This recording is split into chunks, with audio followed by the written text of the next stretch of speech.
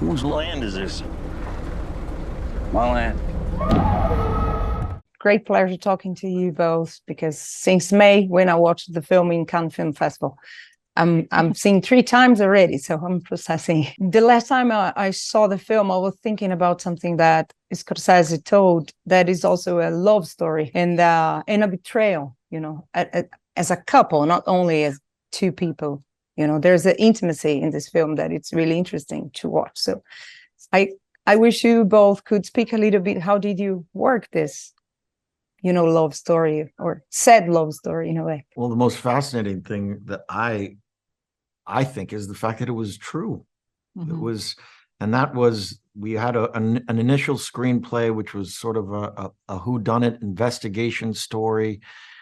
And we read that initial screenplay and we said, look, what is the heart of this story? And the heart of this story was between Molly and Ernest, and this very sort of corrupted American dream of that we watched Montgomery Clift's A Place in the Sun, and we looked at the fact that here we have this Osage community, this Native American community that is essentially the richest per capita people in the world, and then they have this underworld of sort of white vermin who've come into this community to try to take advantage as much as they possibly can. Yet at the heart of it was this very twisted love story. And when you say love story, it was a real love story.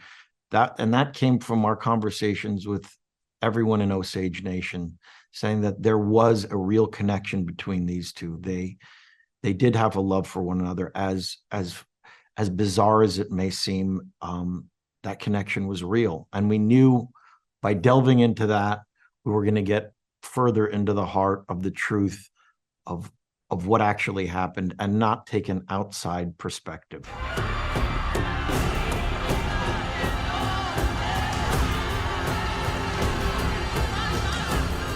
I think we were both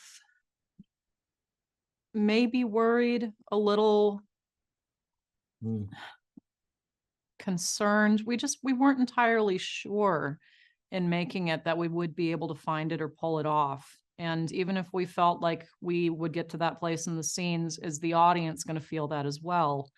And I remember the first time I saw it, I texted him like, OMG, I just saw it. And he just immediately texted back, like, what did you think? I'm like, we did it.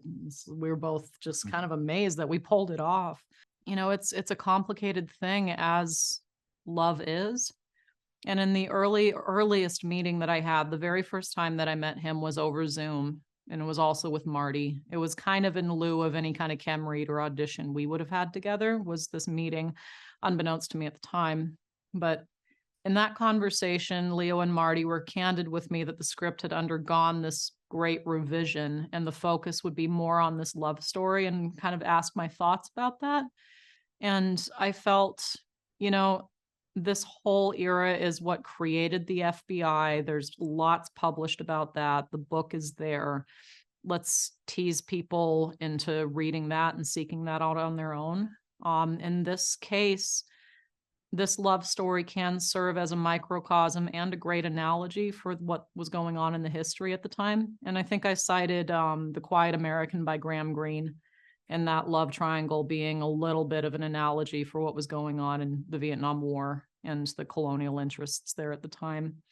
And I think that's probably when Marty said yes. That's and Leo said it before, Marty was very eager to move forward after that first meeting, and that was my guess, because I saw how this really impossible love story that you don't want to necessarily encourage, not to depart too far, but we're at this point in history with American Indians. Our women are just systemically, it's an epidemic of missing, murdered Indigenous women, relatives, people. And part of the work that we do in our communities is prevention. And a lot of that prevention has to do with telling our youth and helping our youth realize what healthy love is and what a healthy relationship looks like.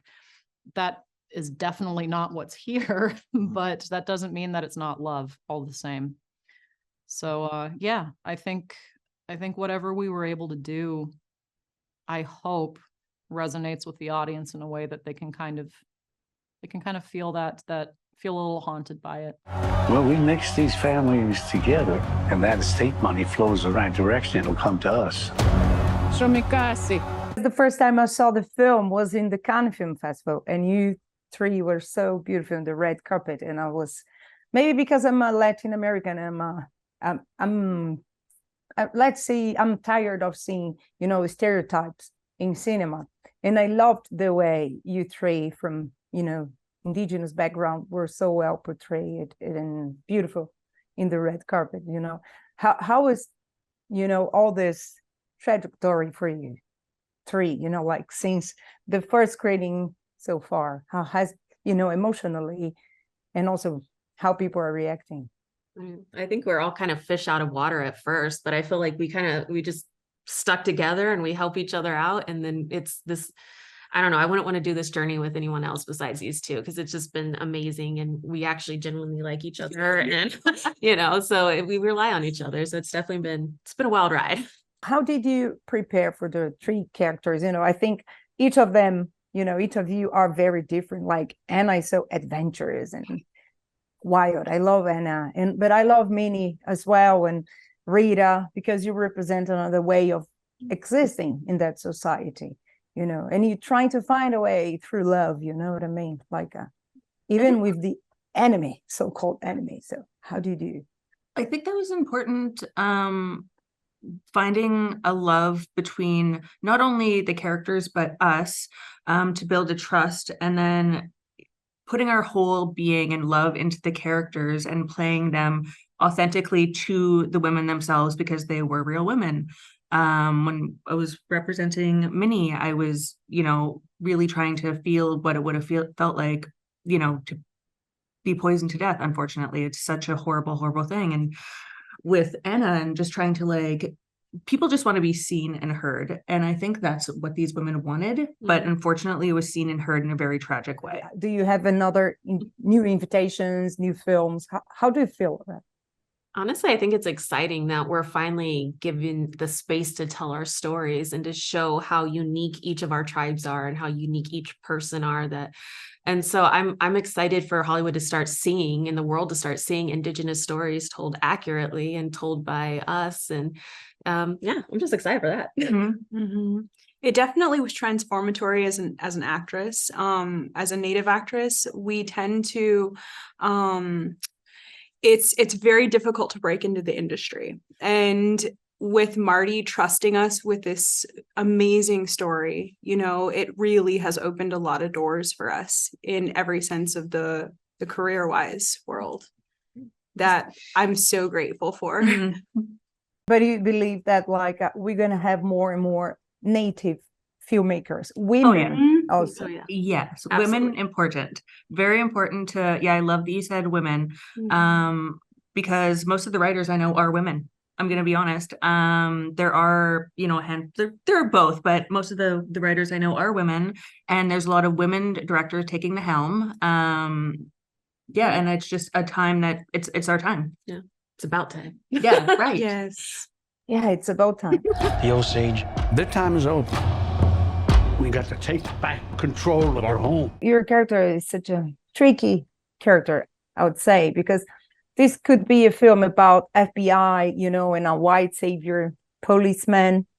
But at the same time, there's a very interesting twist. It's not about this. And at the same time, Tom White is crucial to the story. So I would like you to speak a little bit. How did you work this, as an actor? Well, I think a lot of it was sort of in the structure of the script. I mean, my experience watching the film for the first time is that I thought it was really kind of perfect, the fact that he doesn't show up until 2 hours or so into the movie, because you as the audience member start to feel what the Osage people must have been feeling, and so I think a lot of it was kind of built in. But yeah, it was definitely something we were thinking about discussing, trying to find this line of someone that was such an admirable man, based on everything that we all read and all of David Grann's research and all of that. But I think the trick was to try and find the humanity underneath this kind of mythical goodness that he seemed to exude. The production provided as much research material as you could ever want as an actor. So all of that helped immensely. It did. I really like the way you say the humanity and the human, Mhm. perspective, because the relationship, if I can say this, between you and Ernest, and Leo characters is interesting because you're doing, Tom White is doing his job, but at the same time, he can also see the humanity in Ernest, like the scenes you both have are heartbreaking, Well, yeah, that was something that was really interesting, and like I said, it came from how I came to understand him after all the research and everything. Was Bill Hale was actually an inmate at Leavenworth, where after all of this, when Tom White was the warden, and in the book and in a book specifically about his life, I mean, I remember reading that he treated him just as he treated every other inmate, and that there was this really black and white approach to his job. He wasn't working out anything on the people that he was interrogating. It was all kind of cut and dry. And I think part of it was him looking at Ernest and finding his Achilles heel, and he recognized that there was this part of him that had love in some way, for most definitely for his children, but I feel like he thought that might be his way in. Did your wife say who she was most afraid of?